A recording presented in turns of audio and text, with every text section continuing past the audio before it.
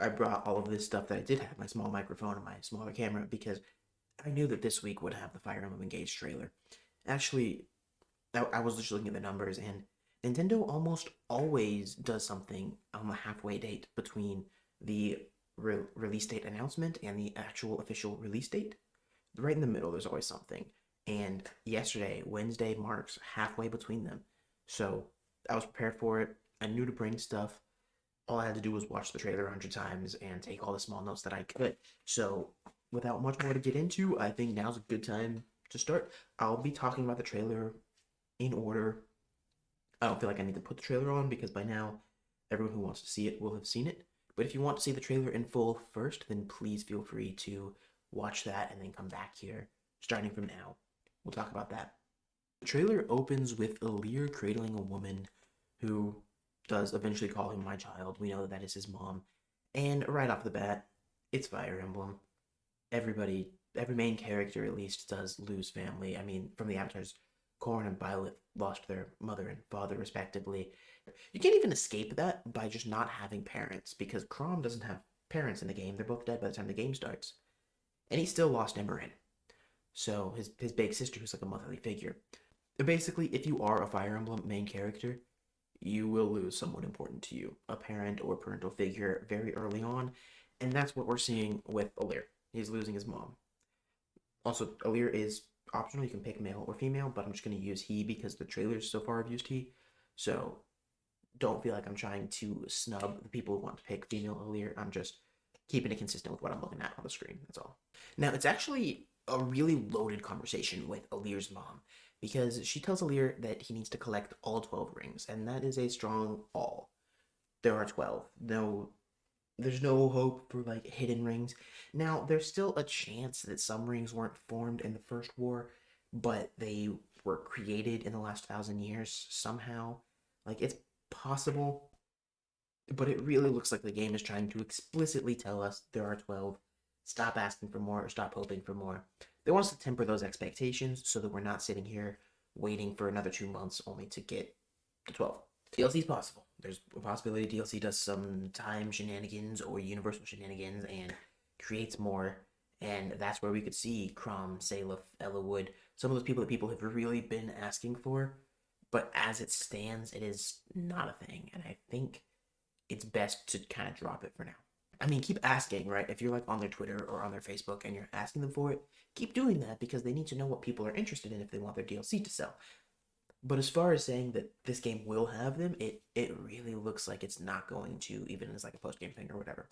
I think the most tragic thing about that is there was a Fire Emblem Heroes like ripoff game a couple years ago, and it used Fire Emblem Heroes characters.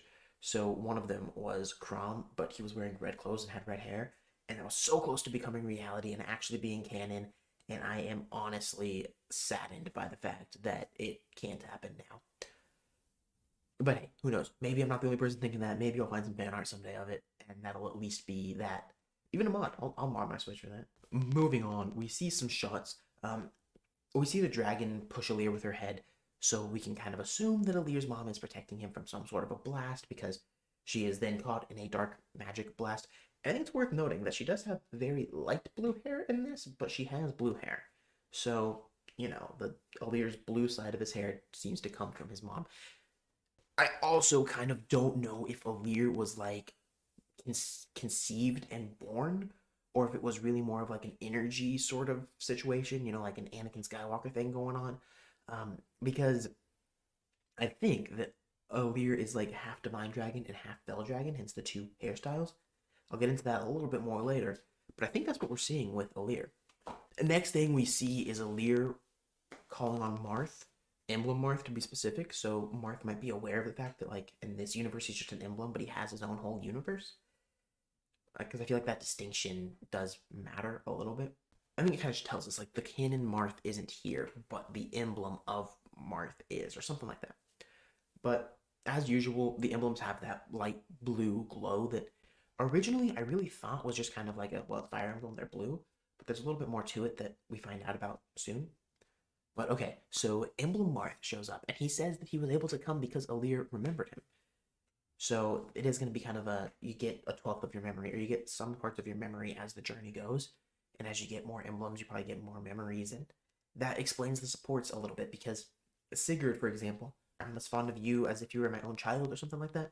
I don't know his exact wording, but if Sigurd was saying that, that is some pretty heavy, like, yeah, they're close, they're tight. So it's officially confirmed that in the 1,000 years ago cycle, like 1,000 years ago, Alir was with the emblems. They know him. But Marth also says you don't need to remember it all at once. Which, if all he's saying is you're kind, you don't. There's nothing to worry about. I can tell you you're kind all over and over. But there's something else there, and I don't know what Marth is hiding. Was Alir hurt in the past? Did he lose his way? There's a reason I think that coming later on.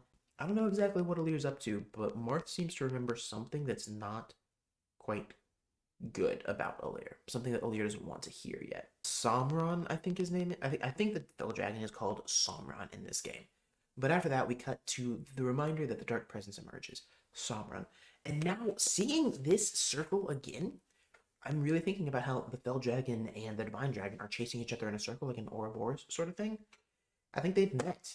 Again, that's why I don't think Alir was conceived. I think that he is half of the divine dragon's energy and half of the fell dragon's energy, kind of con- converging into something.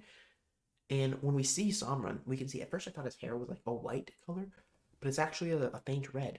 So Samran has a light red, and the Divine Dragon has a faint light blue, and then Alir has the dark red and dark blue. So I really think the colors are something here. I think there's a big deal behind that. So we move on to some really cool shots.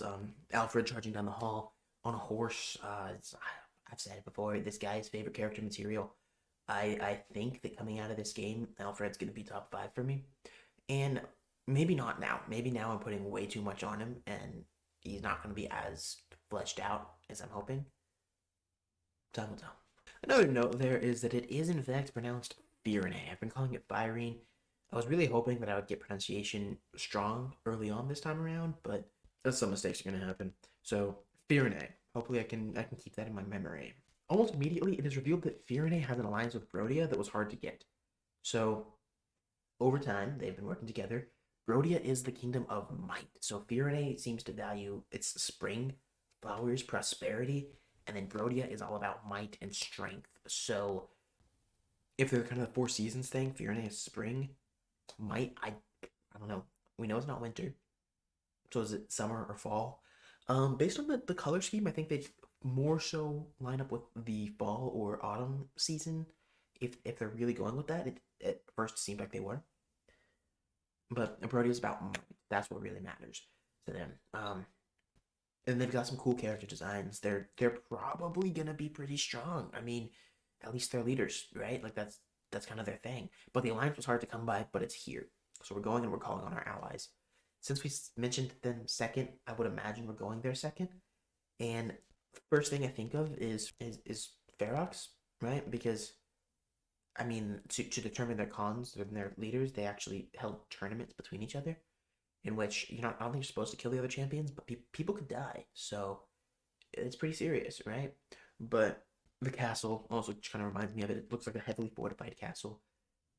So Brodia and Ferox kind of seem like they could be analogous to one another almost. But here we are. They're our first allies.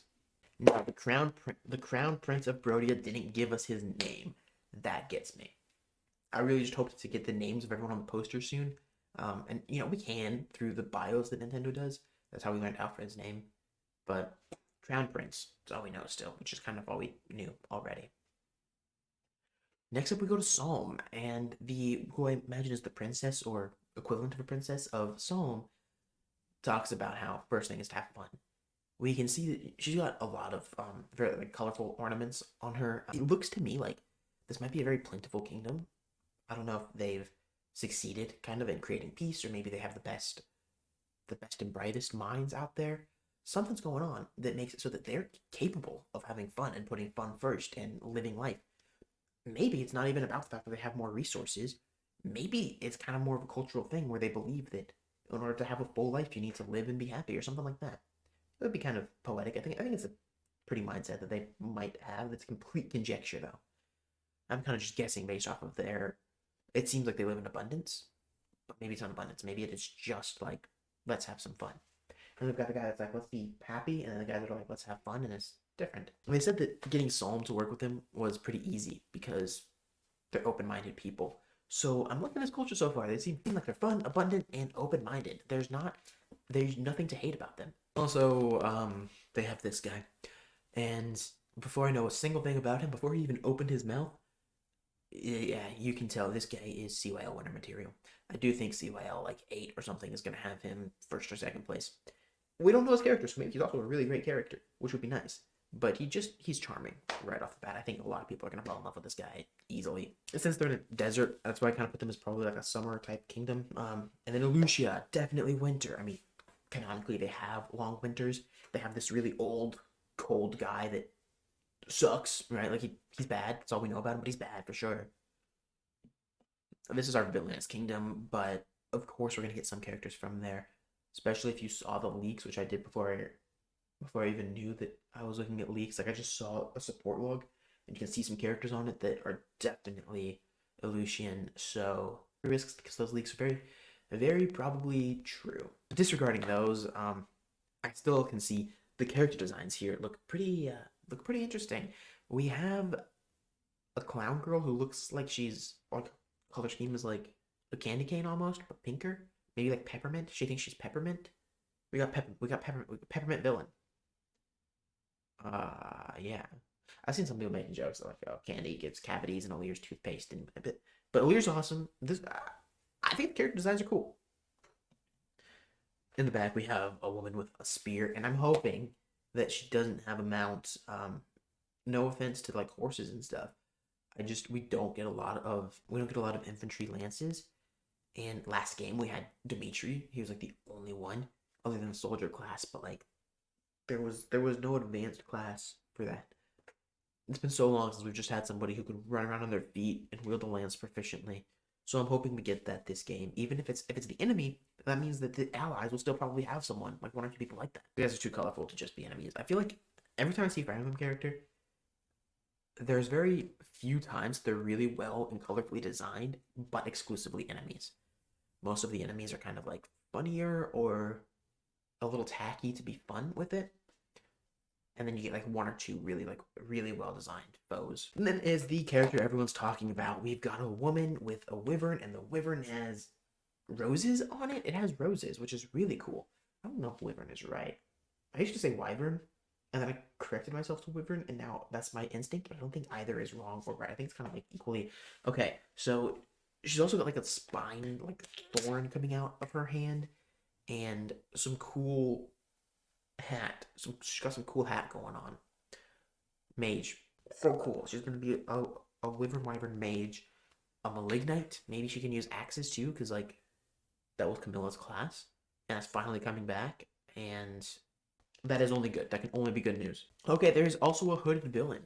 Hooded villain is not someone we've seen yet, but I mean, it kind of harkens back to like the other Robin, or Grima in the Hood.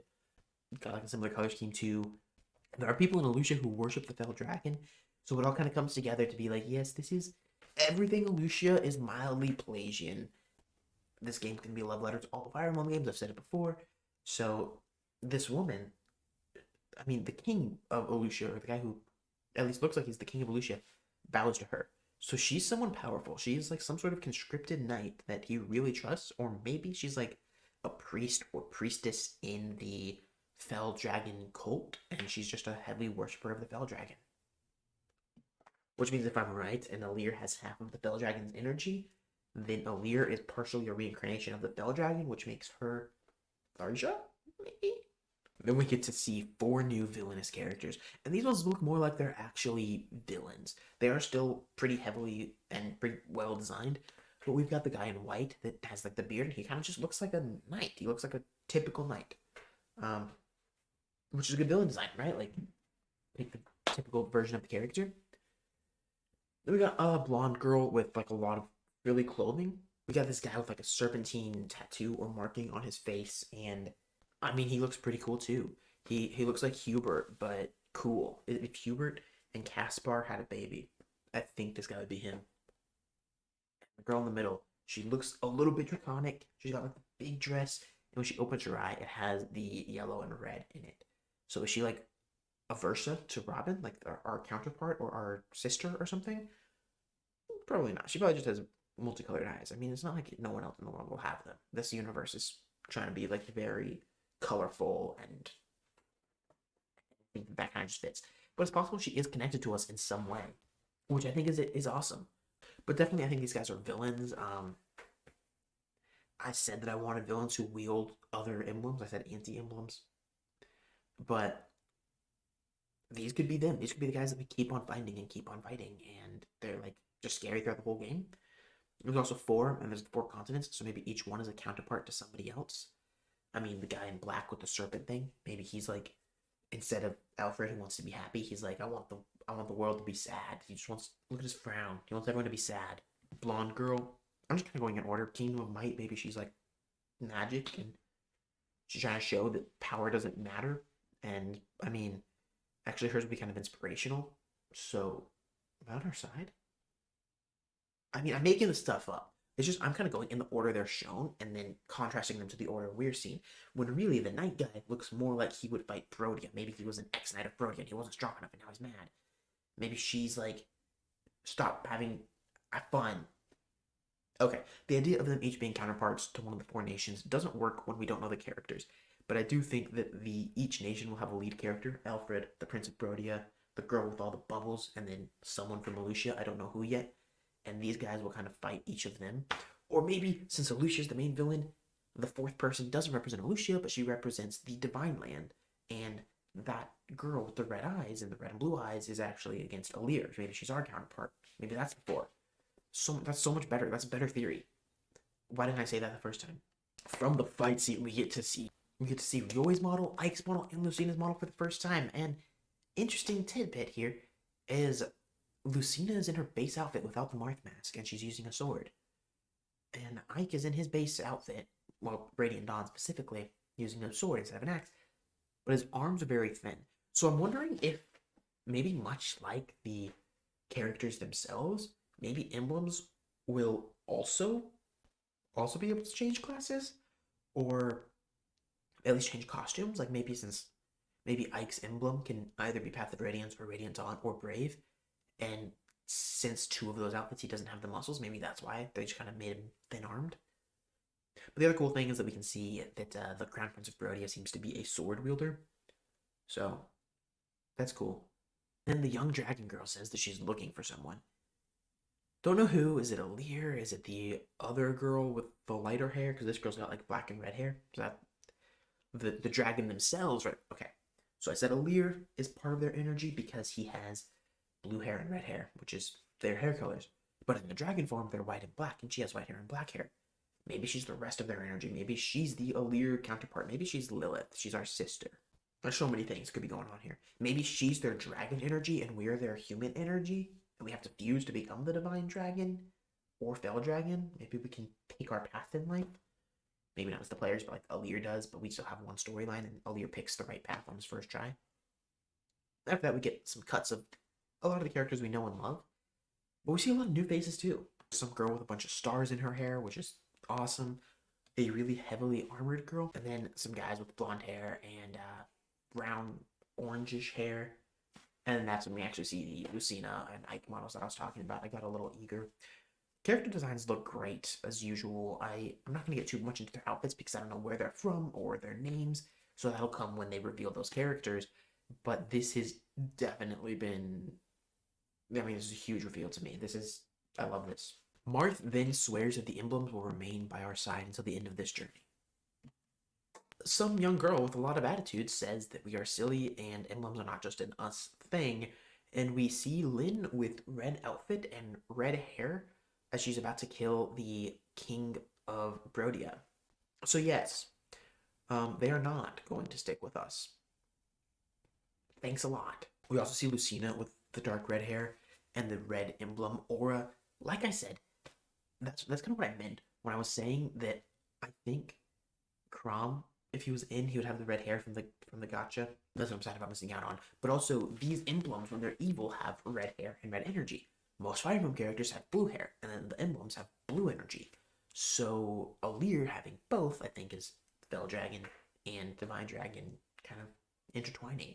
See the moment Marth gets corrupted, he gets red hair, just like everybody else. And from there, a lot of energy is kind of swirling around, and we see some of it crosses Alir's outfit.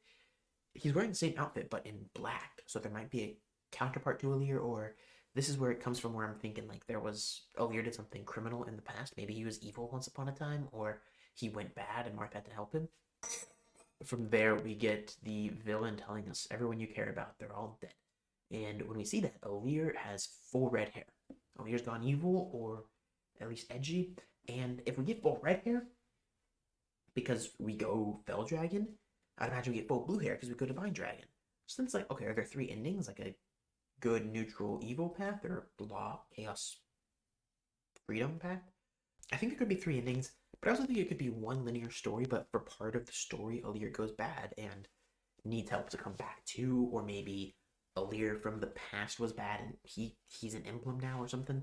In some way, whether it's through multiple branches of the story or a past shenanigan or anything like that, Alir has full red hair at one point.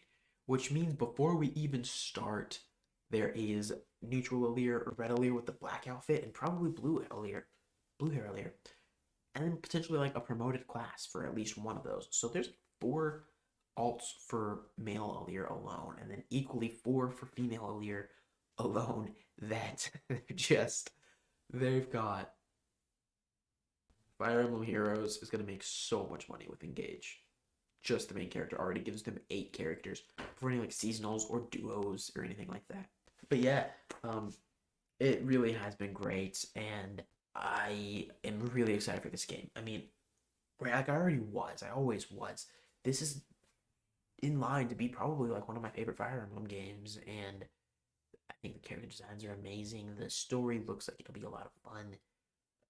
I'm sad about the emblem choices a little bit. I'm hoping for DLC, but that's really like my only solid complaint is that I think they didn't go hard enough with the emblems. But it's worth noting that we got a little bit more information through Twitter. So Alir's mother is named Lumiere, and we found out that Alfred's mom is Queen Eve. She is the queen of Fiorne, and she's protecting peace and coexistence. We also got Alfred's heart. And we found out that the 4 people are called the 4 Hounds, and they are plotting to resurrect Sombron. And they will end up working with Lucia. So there's 4 Hounds, which is a pretty big thing in Fire Emblem to have 4 of a kind, right? Which, again, that's the point. So the 4 Hounds and the 4 big nations, I really do think that one is kind of from each, or one is a counterpart of each. But I don't know the order, or if they have anything to do with the Divine Land, because Sombron you would think might be from the Divine Land, but maybe he's from Alucia. Maybe the Divine Land is just a 5th land that wasn't actually divine at first, or I don't know. Or something like that. But it seems like there's 4, and there's 4 continents, so it seems more like they're from there. And Alucia, since they are not necessarily Aleutian, they probably have an Aleutian counterpart in each continent, or each country has one person in each of the 4. Each country has a representative in the 4, and they've come together to resurrect Sombron, and Sombron is the counterpart to Alir, or the hooded guy. The hooded guy is the counterpart to Alir too. Stop looking for counterparts. It's not worth it yet. We don't know the characters.